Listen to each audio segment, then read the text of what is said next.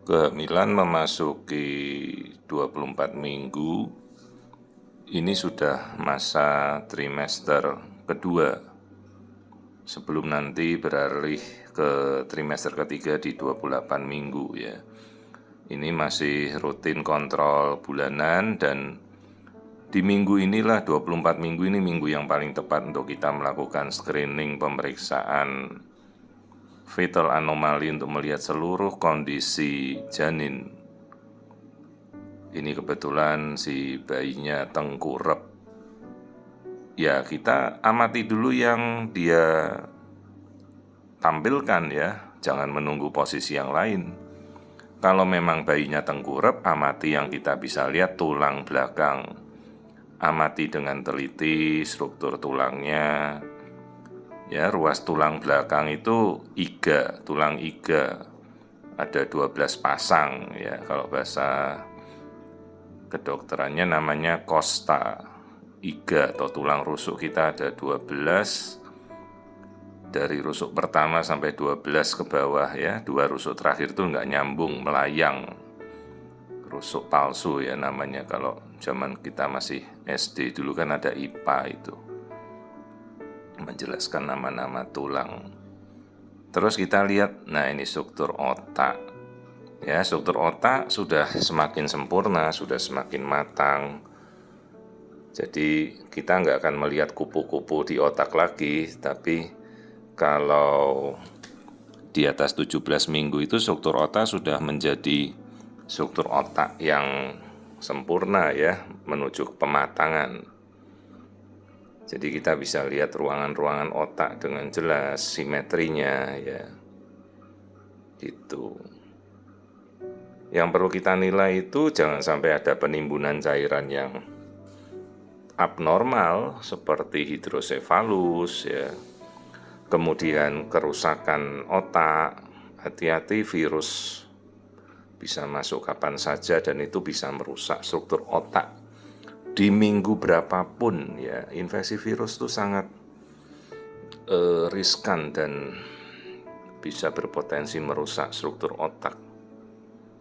Makanya ibu-ibu yang hamil ya, kita selalu anjurkan melakukan pemeriksaan pelengkap TORCH, tokso, rubella, sitomegalovirus, herpes. Belum lagi sekarang ada virus-virus baru kan yang masuk ke tanah air, ada HN1, HN berapa deh, sama HMNV, dulu COVID ya. Semua itu bisa merubah struktur anatomi bayi dengan sangat-sangat cepat dan merusak. Ini kita perhatikan di struktur kepala, tempurung kepala, struktur otak, semuanya simetris. Jadi simetris itu dalam arti kiri kanan ya harus seimbang. Ini otak kecil, ini bagian belakang. Ya kita lihat, jangan sampai ada kerusakan yang kita lolos seperti kasus-kasus kayak Dandy Walker malformation, atau ada kasus-kasus yang ventriculomegaly ya. Ini kita ngelihatnya dengan cara seperti ini, yaitu ruangan otak tidak boleh ada yang melebar ya. Pelan-pelan kita lihat. Nah terus kita melihat mata, lensa mata ya. Hati-hati, seperti infeksi tokso itu bisa menyerang bola mata jadi katarak, lensanya jadi keruh kayak kapur. Itu lubang hidung dicek, bibir, dagu. Ya, jadi kalau ada bibir sumbing kan dari sini kita bisa melihat dengan jelas. Nah, kita masuk ke bagian yang lebih sulit, jantung. Yang penting itu jantung kita bisa melihat 4 ruang. Ya, pelajaran IPA kalau zaman dulu ya, kurikulum zaman dulu ya. Ini ada lambung terlihat, artinya kan si bayi sudah proses menelan, mencerna. Ya. Jadi lambung itu ada di kiri, maka yang saya tunjuk ini adalah jantung sisi kiri ya, namanya bilik. Kalau yang kanan tuh bilik kanan dan serambi kanan. Ya, jadi jantung itu ada 4 ruang, 2 serambi, 2 bilik. Ingat pelajaran kelas Zaman dulu saya kecil ya pelajaran kelas 4 SD, tidak tahu kalau sekarang kurikulumnya. Biasa sekarang saya tanya ke anak-anak yang kelas 4 ini, mereka tidak mengerti ada 4 ruang jantung. 2 bilik 2 serambi, ya ibu-ibu bisa melihat dengan jelas ya. Dan ini menjadi pemeriksaan dasar. Anda bisa bertanya pada dokter Anda ya. Dok, serambi dan biliknya baik kondisinya ya, dan kita bisa melihat kalau ada kebocoran sekat atau klep yang rusak ya dari. Nah, ini pengamatan aliran darah namanya fetal ekokardiografi ya, itu tidak bisa dilakukan pada semua pemeriksaan ya, lebih ya tinggal bisa enggak dia melakukan untuk melihat itu ya. Apakah ada aliran darah yang bocor atau tercampur, itu bisa kita lihat seperti ini. Aliran darah dari jantung kiri, aliran darah dari jantung kanan, ini namanya fetal ekokardiografi ya. Beda dengan cardiac screening atau pemeriksaan jantung rutin. Kalau pemeriksaan jantung rutin itu yang tadi kita melihat, oh ya 4 ruang jantungnya utuh. Kalau ini sampai kita lebih detail untuk melihat, itu pun tetap masih sulit ya, karena jantung itu sungguh-sungguh organ yang sangat kompleks dan membutuhkan pengalaman untuk kita sampai detail. Apalagi kalau pasien dengan kondisi obesitas ya. Jadi bukan karena kita sudah periksa, oh pada konsultan veto saya selalu menjelaskan kalau sampai pasiennya obesitas, bahkan mungkin saya nggak bisa melihat apapun ya, saking ketebalan lapisan lemak dari dinding perut ibu, kita mau ngelihat ke dalam sulit ya. Ini kebetulan ibunya tidak obesitas, jadi kita bisa melihat dengan sangat jelas.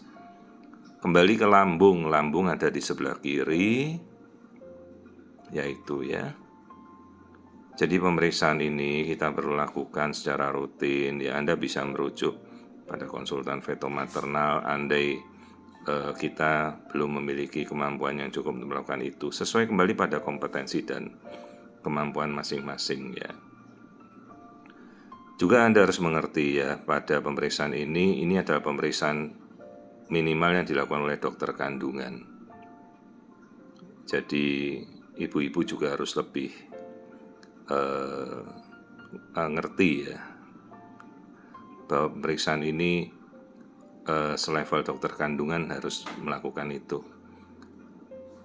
Jadi jangan juga melihat banyak sekali media sosial ada pemeriksaan keliling door to door. Tolonglah ya, kita menghimbau yang benar. Itu bayinya laki-laki ya, kelaminnya jelas, tuh lubang anusnya sudah jelas. Jadi pemeriksaan USG seperti ini yaitu minimal selevel pada dokter kandungan yang melakukan secara kompetensi dan legalitas. Untuk pemeriksaan di bawah itu ya kembali pada penunjukan dari sarana primernya ya, dan bukan untuk kita lakukan via media sosial ya, termasuk beriklan atau apapun, itu tidak diperkenankan. Nah, ini adalah tulang belakang, tadi kita sudah lihat di awal ya. Semuanya bagus. Lihat tengkuknya juga boleh ya, meskipun tengkuk pada trimester kedua sudah tidak kita lakukan lagi pengukuran, tapi namanya nuchal edema ya, kalau ada penebalan itu bisa kita lihat. Nah, ini tali pusat, aliran darah ini harus kita tahu ya, kita ukur aliran darahnya. Karena banyak kasus itu tali pusat bisa kesimpul, terbelit, terlilit. Jangan sampai terlilit. Ya, masalahnya dok, kalau sudah terjadi lilitan bisa kita apakan? Ya enggak bisa kita apa-apakan. Mana mungkin kita mau melahirkan bayi di 24 minggu kalau ada simpul, enggak mungkin ya. Ya itulah suatu kondisi natural yang tragedik gitu ya, kita tidak bisa apa-apa. Tapi kalau ini terjadi tali pusatnya tersimpul minggu 34, 33, 36, ya harus segera kita lahirkan untuk menyelamatkan bayinya. Tali pusat terdiri dari 3 pembuluh darah, 1 vena dan 2 arteri tadi kita lihat. Kalau merah itu namanya arteri, ya, dan biru adalah vena. Nah, ini aliran darahnya ya yang bisa kita ukur untuk memantau aliran darah dari ibu ngasih makan ke bayinya bagaimana. Nah, semua sudah kita lihat anatominya. Air ketuban itu di sela-sela bayi yang warna hitam tuh air ketuban. Jadi kelihatan ya dedeknya. Si bayi ini enak dia berenang. Jadi kenapa 24 minggu kita pas pemeriksaannya itu tempatnya masih luas, bayi bisa bergerak ke segala arah. Kadang-kadang saya bingung dikirim pemeriksaan 36 minggu meminta screening feto maternal, ya Bu, sudah lewat. Kecuali kalau memang ditemukan suatu kelainan banyak ya, kita kadang ketemu.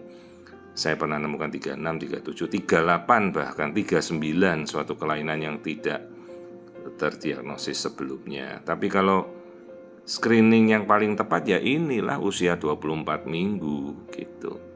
Ya, masih kita bisa melihat wajah bayi dengan jelas. Bayi bisa bergerak ke segala arah. Itu jari-jari tangan. Saya tidak pernah melihat dan menghitung jari-jari tangan secara langsung ya, tapi melihat sepintas.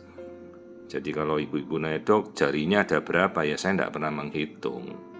Dilihat aja sepintas karena begitu bentuk tangannya normal ya sampai ujung tangan harusnya normal begitu. Ya. Oke, jadi wajah kita sudah lihat dengan jelas. Tadi kan kita sudah amati semuanya ya.